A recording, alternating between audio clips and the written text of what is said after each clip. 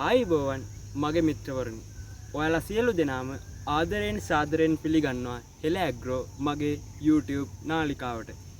ඉතින් මිත්‍රවරුනි, අද අපි කතා කරමු 2025 වර්ෂයේ යලකන්න සඳහා මම වගා කරන වී ප්‍රභේද මොනවද කියන එක ගැන.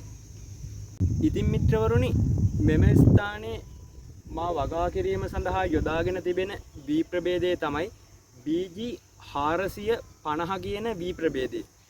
BG 450 කියන වී ප්‍රභේදය බතලගොඩ වී පරීක්ෂණ ආයතනය මගින් හඳුන්වා දුන් දිගු කාලීන වී ප්‍රභේදයක්. BG 450 අස්වනු නෙලීම සඳහා මාස 4.5ක පමණ කාලයක් අපට ගත වෙනවා. ඉතින් මිත්‍රවරුනි, මේක සම්භව වී ප්‍රභේදයක්. මිත්‍රවරුනි, ඔයාලට පේනවා අද දවසට මගේ තවානට දින 5ක් වෙනවා. ඉතින් පුංචිවට පැල අපට දැක බලා ගන්න පුළුවන්. ඉතින් මම තවන් භූමිය සම්පූර්ණයෙන්ම වතුර හැරවීමක් සිද්ධ කරේ නැහැ. ඉතින් සුළු වශයෙන් ජලය සැපීම සිද්ධ කරා. ඉතින් 7 වෙනි දවසේ තමයි අපි මේකට යූරියා පොර ගහගන්න තියෙන්නේ. මිත්‍රවරුනි, දින 21ක් ගියපු තැන අපට පුළුවන් මේ තවානේ තියෙන ගොයම් පැල ගලවලා ශේෂ්ත්‍රයේ සිඳවා සිටවා ගැනීම කරගන්න. ඉතින් මිත්‍රවරුනි, අපි යන් මගේ අනෙකුත් තවන් වර්ග වී ප්‍රභේද මොනවද කියලා බලන්න. මගේ මේ කුඹුරු වපසරිය තුල මම වගා කිරීමට බලාපොරොත්තු වෙන වී ප්‍රභේදය තමයි BG 366 කියන වී ප්‍රභේදය. ඉතින් ඔයාලට දැක බලා ගන්න පුළුවන් මම මඩ තවානක් ආකාරයට සකස් කරගෙන තිබෙනවා. ඉතින් මිත්‍රවරුනි, මගේ තවානට අද වෙනකොට දින 15ක් පමණ වෙනවා. ඉතින් දින 17ක් ගෙවුන තැන අපට පුළුවන් මේ භෝගපැල තවානෙන් ගලවා ශේෂ්ත්‍රයේ සිඳවා ගැනීම කරන්න. ඉතින් මිත්‍රවරුනි, BG 366 වී ප්‍රභේද ගැන කතා කරොත් BG 366 කියන වී ප්‍රභේදය බතලගොඩ වී පරීක්ෂණ ආයතනය මගින් හඳුන්වා දුන් සුදු නාඩු වී ප්‍රභේදයක්. කෙටි කාලීන වී ප්‍රභේදයක් වන අතර මාස 3.5ක පමණ කාලයකින් අපට පුළුවන් අස්වනු නෙලා ගැනීම සිද්ධ කරන්න.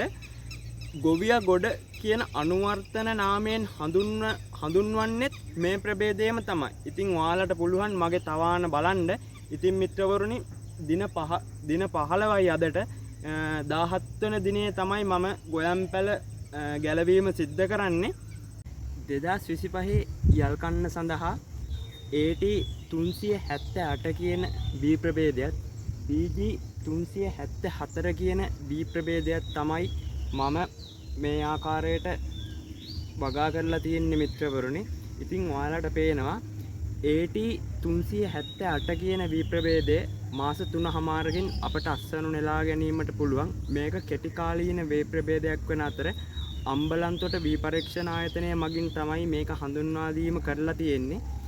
BG 374 කියන වී ප්‍රභේදය බතලගොඩ වී පරීක්ෂණ ආයතනය මගින් හඳුන්වා දුන් වී ප්‍රභේදයක් වන අතර කෙටි කාලීන වී ප්‍රභේදයක් මාස 3.5ක කාලයකදී අපට අස්වනු නෙලා ගැනීමට පුළුවන්. ඉතින් මිත්‍රවරුනි, අද මං කතා කරා මේ යලකන්න සඳහා මම ගොවිතැන් කරන වී ප්‍රභේද මොනවද කියලා. ඉදිරියේදී මම බලාපොරොත්තු වෙනවා නිවරදිව බිත්තර වී එකක් පැල කරගන්න ආකාරයත්, මඩ තවානක් සකස් කරගන්න ආකාරය වාගේ වටිනා වීඩියෝ රැසක් ඔබ සමග සාකච්ඡා කිරීමට මම බලාපොරොත්තු වෙනවා. ඉතින් මිත්‍රවරුනි, අදට මම ඔබෙන් සමුගන්නම්. ඔබ සියලු දෙනාටම තෙරුවන් සරණයි.